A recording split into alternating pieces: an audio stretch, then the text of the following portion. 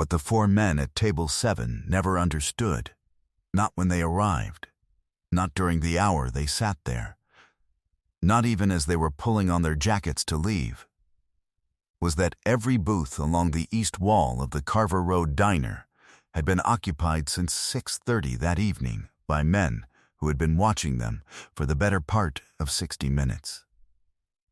Not visibly watching. Not staring. Watching the way men watch things when they have learned, over years on the road and years inside chapters where the code is real and not decorative, to monitor a room without appearing to monitor it. Eyes forward. Conversation easy. Coffee cups lifted and set down. To anyone glancing across the diner, the 6 booths along the east wall were just bikers having dinner on a Wednesday in Carver, Alabama. 7 men, various ages, patches from the same chapter. The specific comfortable stillness of people who spend a lot of time together and don't need noise to fill it.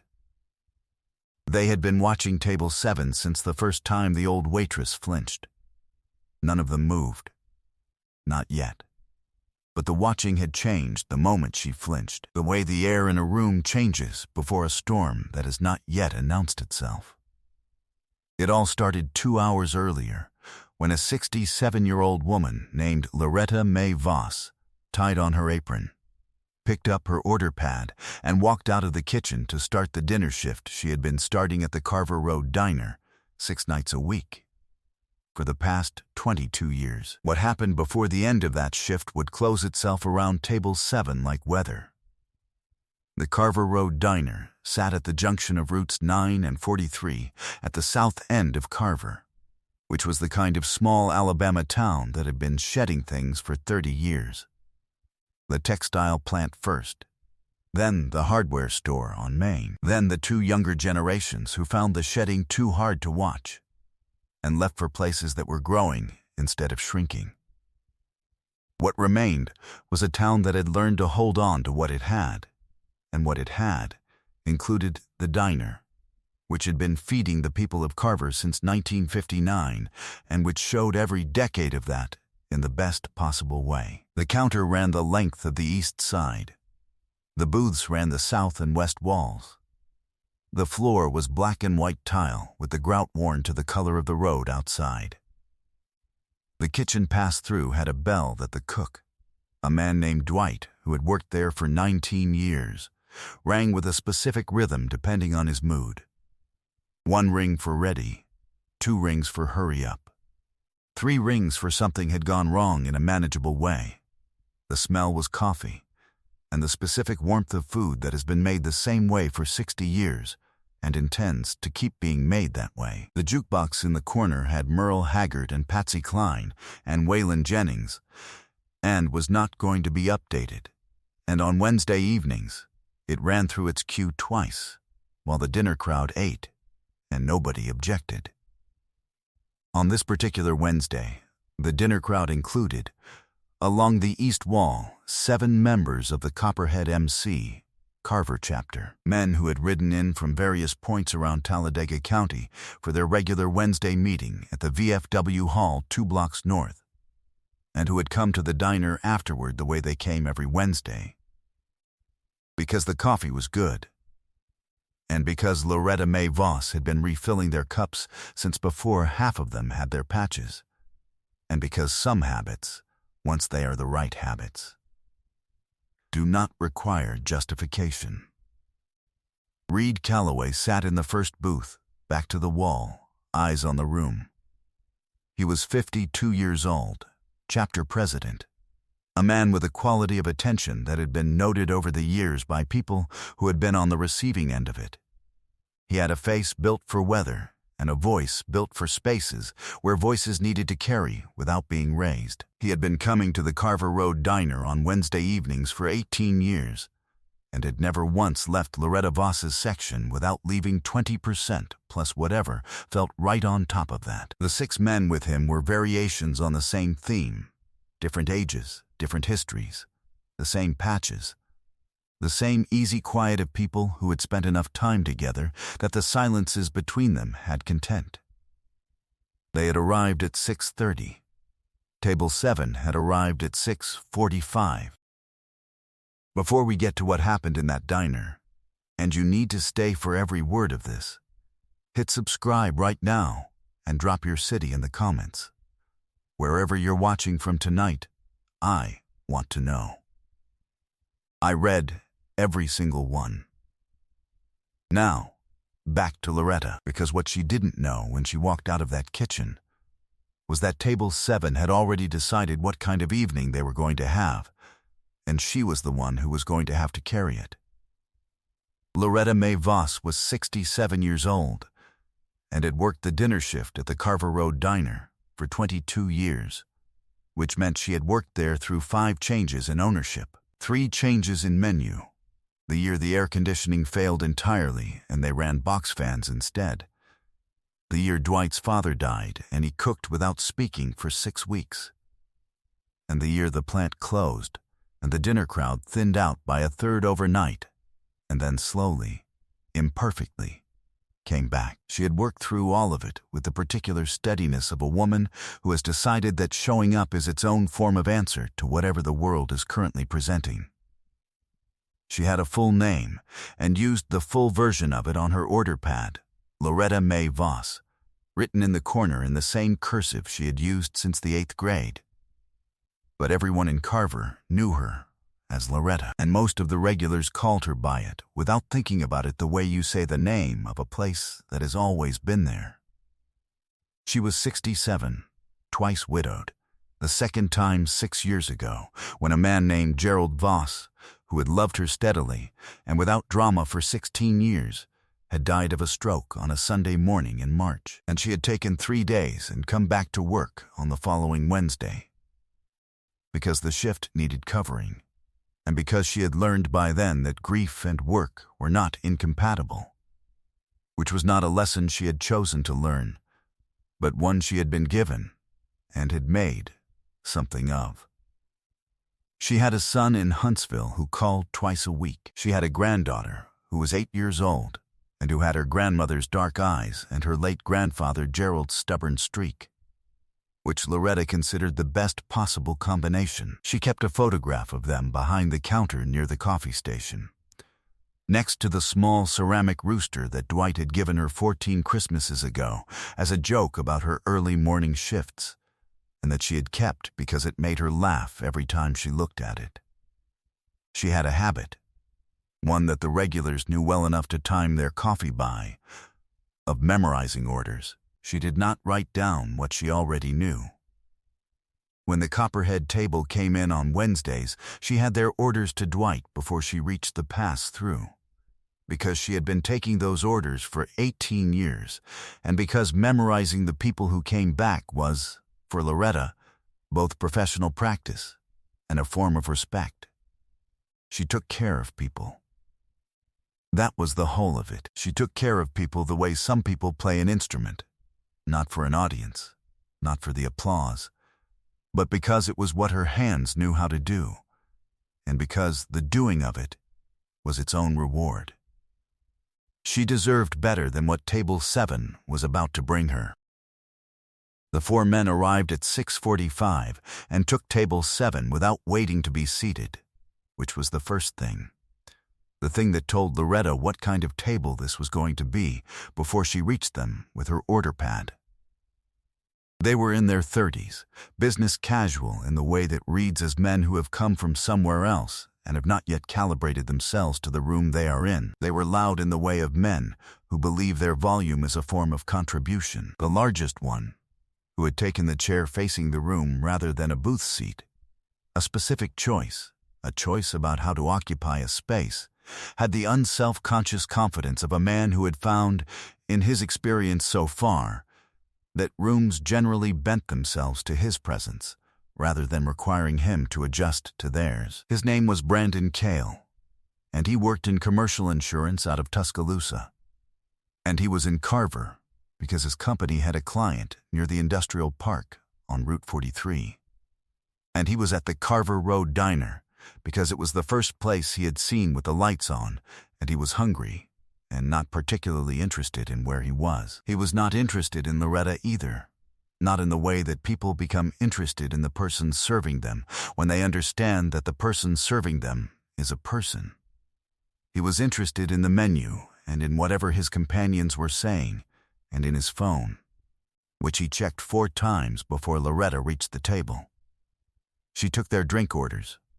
She came back with the drinks. She took their food orders, which were delivered as a series of modifications and substitutions that added up to a request that was technically possible, but that required 3 separate trips back to the table for clarifications, each trip treated as an inconvenience, whose origin was not the complexity of the order, but the competence of the woman taking it. Brandon Cale did not look at her directly when he spoke to her. He spoke to his phone, or to the man beside him, and delivered his words toward Loretta at an angle that said she was present, but not specifically addressable. It was a practiced indifference, the kind that is more corrosive than anger because it doesn't register itself as cruelty. He simply did not see her, not her name, not her years, not the photograph by the coffee station or the ceramic rooster or the granddaughter with the dark eyes and the stubborn streak. Along the east wall, the copperhead table ate their food and drank their coffee and talked among themselves. Reed Calloway set down his fork. He picked up his coffee. He watched Loretta cross from the kitchen to table 7 for the second time in 6 minutes with a replacement order that had been sent back, not because it was wrong, but because the man who ordered it had changed his mind. Her face was what it always was, composed, professional, the specific careful neutrality of a woman who has learned over 22 years to keep her expression in a register that cannot be used against her. But her hands, when she set down the plate, were not entirely still. Reed saw the hands. He said nothing. He did not move, but something in the east wall booths had shifted, the way the air in a room shifts, and every man along that wall felt it without anyone announcing it. The food came, and the table at 7 was satisfied with the food in the way they were satisfied with everything, partially, provisionally, with the implied understanding that satisfaction was something the world owed them and that the world was consistently under-delivering. They ate. They talked loudly. They laughed at things that required a specific shared register of cruelty to be funny, the laughter of men performing for each other rather than responding to anything genuinely amusing. Loretta came by twice to refill their drinks. Both times Brandon Cale continued his conversation without acknowledging her presence, and both times she refilled the glasses and moved on with the composure of someone who has been not seen so many times that the not seeing no longer has the power to surprise her, which is a different thing from it not having the power to hurt. Along the east wall, the copperhead table had finished eating. Loretta had cleared their plates without being asked, had refilled their coffees, had exchanged the specific brief warmth that 22 years of Wednesday evenings builds between a server and her regulars. Reed had asked how her granddaughter was doing.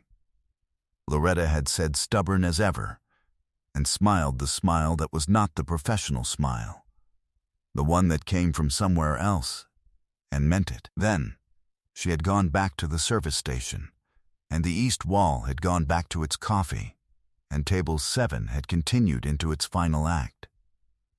The check arrived at 7:43. Brandon Cale looked at it with the expression he gave to most things, assessing, slightly aggrieved, as if the number on the paper was a negotiating position rather than a total. He said something to the man beside him. The man beside him laughed. Cale took out his wallet and put down enough to cover the bill and not $1 more. He did not reach for the pen to fill in the tip line. He left the line blank, and then, because the blank line apparently struck him as incomplete, he drew a line through it, a specific gesture, deliberate. That made the 0 not just an omission, but a statement.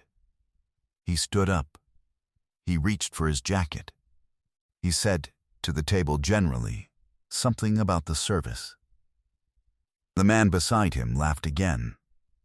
The laughter was shorter this time, the laugh of someone who has registered something in the atmosphere, but has not yet located its source. Loretta was at the service station with her back to the room, hand on the coffee carafe, and the set of her shoulders said she had heard it. The diner went so quiet that the only sound was the jukebox changing tracks. Not from the table. Not from the other customers scattered around the room. From the east wall. 7 men. 6 booths. All of them had stopped what they were doing at the same moment, not because anyone had given a signal, but because the signal didn't need giving. They had all been watching. They had all reached the same place.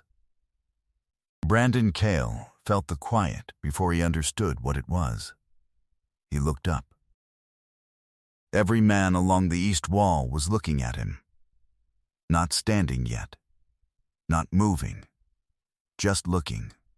With the specific quality of attention that has no performance in it and no threat in it, and is, for that reason, more absolute than either. 7 faces, 7 sets of eyes, unhurried, settled. The look of men who have all the time in the world, and who have been in this room longer than he has, and who will be in it after he leaves. Brandon Cale was not a man who frightened easily. He had a body that had been useful in various ways, and a confidence that had not been seriously tested in his 38 years. He looked at 7 bikers looking at him, and his confidence did what confidence does when it encounters something it cannot categorize. It stuttered. He looked at the man in the first booth. Reed Calloway was not doing anything. He was sitting with his coffee cup in one hand, and his eyes on Brandon Cale, and the expression of a man who has been watching something develop for an hour, and has arrived at a conclusion, and is comfortable with it. He set the coffee cup down. He stood up. Not fast, not aggressive. He simply moved from sitting to standing the way a fact moves from implied to stated, with the unhurried authority of something that was always going to happen. He was 6 feet even, and the vest he wore had seen enough miles that it sat on him the way a second skin sits. Not decorative, not performed, just there, just accurate. He was not enormous. He did not need to be enormous. The man in the second booth stood up. Then the third, then the fourth, the fifth, the sixth, the seventh. 7 men, rising one by one along the east wall, booth by booth, unhurried, like something very old and very deliberate coming to its feet. Nobody said a word. The couple at the table near the door had gone still. The 2 men at the counter had not turned around, but had both set down their forks. Dwight, visible through the pass-through, had stopped moving entirely, his hand on the bell he was not going to ring. Brandon Cale's companions had gone silent. The laughter was gone. The phone was in his pocket. The jacket was in his hand, not on his body, held there in the paralysis of a man who had intended to be somewhere else by now. Reed Calloway walked toward the table, slow, even, the way things move when they are not trying to prove anything. He stopped at the edge of table 7 and looked at Brandon Cale for a moment without speaking, the same way he had looked at the room for the past hour, with full attention, without heat. He reached into his vest pocket. He took out his wallet. He counted out $40 in 20s and set them on the table next to the check, on top of the line that had been drawn through the tip. He looked at Cale. "That's hers," he said. 3 words. He did not say anything else. He looked at Cale for 3 more seconds, long enough to make the 3 seconds mean something, and then he turned around and walked back to his booth and sat down and picked up his coffee. Behind him, one by one, the 6 other men sat back down. Brandon Cale stood at table 7 and did not move for a moment. The man beside him said his name, quietly, with the specific urgency of someone who needs the person next to him to understand that the correct move is to leave, and to leave now, without making it worse. Cale looked at the $40 on the table. He looked at the east wall, where 7 men had returned to their coffee and their conversations, with the complete ease of people who have said what they needed to say and have no further investment in whether it landed. He put on his jacket. He walked to the door. His companions followed, in the order they had arrived, and the door opened and the night air came in, and then the door swung closed, and the sound of the parking lot swallowed them. The diner was quiet for a moment. Then Dwight rang the bell, one ring, the one that meant ready, the one for no particular reason, just to put a sound back in the air, and the couple by the door picked up their forks, and the 2 men at the counter resumed their conversation, and the jukebox settled into a new song, and the room returned to itself, the way rooms return to themselves when something has passed through them and left things better than it found them. Loretta came back from the service station. She went to table 7 to clear it. She picked up the glasses and the crumpled napkins and the check with its drawn-through tip line and the $40 in 20s sitting on top of it. She stood there for a moment. She looked at the east wall. Reed Calloway was looking at his coffee. She looked at him long enough that he felt it and glanced up. She did not say anything. She was a woman who had spent 22 years reading rooms, and she did not need words for this. She nodded, once, the small particular nod of someone who has been seen, and wants the person who saw them to know that they know it. Reed nodded back. Then he looked back at his coffee. Loretta went to the kitchen with the glasses and the napkins. She pushed through the pass-through door and set the glasses down and stood for a moment with both hands on the counter. Dwight looked at her from the grill. She looked at the $40 in her hand, and her face did the thing it did very rarely, and only when she had run out of the careful professional register that had served her for 22 years and was working on whatever was underneath it. She was not trembling. But it was close. Dwight said nothing. He turned back to the grill because he understood when things needed witnesses and when they needed the opposite. She stood there for another moment. Then she folded the money and put it in her apron pocket and picked up the next order ticket and went back out to the floor. Brandon Cale did not return to the Carver Road diner. The man beside him in the car during the drive back to the interstate said very little, which was not his usual mode, which told Cale something about what the evening had registered as on someone else's ledger.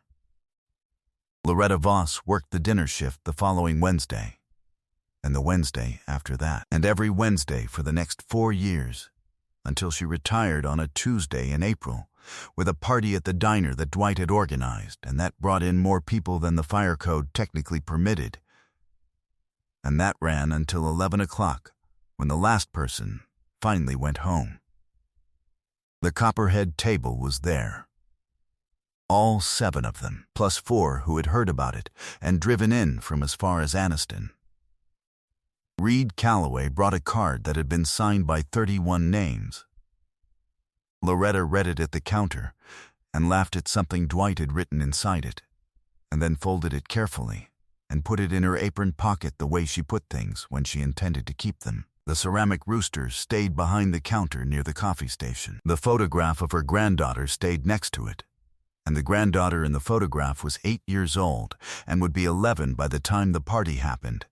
And at the party she stood next to her grandmother and accepted the introduction to 7 bikers, with the composed, direct attention of a child who has her grandmother's dark eyes and her late grandfather's stubborn streak, and who was, everyone agreed, going to be absolutely fine. Reed Calloway shook the granddaughter's hand. He said, "Your grandmother is good people." The granddaughter looked at him the way her grandmother looked at things, with the whole of her attention, measuring and unhurried. "I know," she said. The next morning, Loretta drove herself to the diner at 6:15 to help Dwight prep for the breakfast rush. Because the party had been someone else's doing and the cleanup was something she could contribute to, and because 22 years had organized her toward the idea that a place that feeds people is a place worth keeping in order. She unlocked the back door. She turned on the lights. She put the coffee on. She stood in the empty diner in the quiet before it filled up and looked at the room she had spent 22 years in. And whatever she was feeling in that moment, she kept it, as she kept most things, in the place where the things that matter most are kept. Close, quiet, and not for general distribution. The coffee was ready at 6:22. She poured herself a cup and sat at the counter, back straight, the way she always sat, and waited for Dwight's headlights to appear in the parking lot. It was going to be a good day. Some people walk into a room and see a waitress, a function, a person-shaped service moving between tables whose comfort and dignity are not part of the transaction. But Reed Calloway had been coming to the Carver Road Diner for 18 years on Wednesday evenings, and in 18 years he had learned her granddaughter's name and her late husband's name, and which laugh meant she was tired and which one meant she wasn't. And the idea that a table of strangers could sit in that room for an hour and treat her as if she were invisible was not an idea that he or the 6 men with him had any intention of letting stand. They didn't make a speech. They didn't chase anyone into the parking lot. They stood up. That was all. One by one, along the east wall, they stood up. And $40 on a table with a line drawn through the tip said everything that needed saying. Loretta Mae Voss was not invisible. She never had been. Some people just needed reminding of what was in the room. If this one found you tonight, if you believe that the people who show up for us every Wednesday, year after year, deserve to be seen, share it with someone who has a Loretta in their life. Subscribe so you never miss the next story. And drop a comment below. Have you ever stood up for someone who couldn't stand up for themselves? Type East Wall in the comments if this one got to you. I read every single one.